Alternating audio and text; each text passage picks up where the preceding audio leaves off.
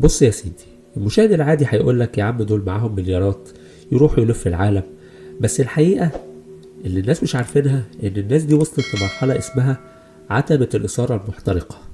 لما تعمل كل حاجة مباحة بتبدأ تزهق. الدوبامين اللي عندك مش بيتحرك غير لو عملت حاجة ممنوعة. الموضوع هنا مش موضوع جنس، الموضوع موضوع سلطة.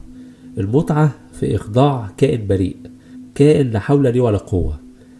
المتعة دي بتدي المجرم إيحاء إن هو إله، استغفر الله العظيم، إنه يقدر يكسر أسمى حاجة خلقها ربنا وهي البراءة. وده مش مجرد انحراف، ده تأليه للذات عن طريق تدمير الآخر. الشخص لما بيوصل لمرحلة إنه يقدر يشتري أي حاجة بيجيله مرض اسمه النرجسية المفرطة.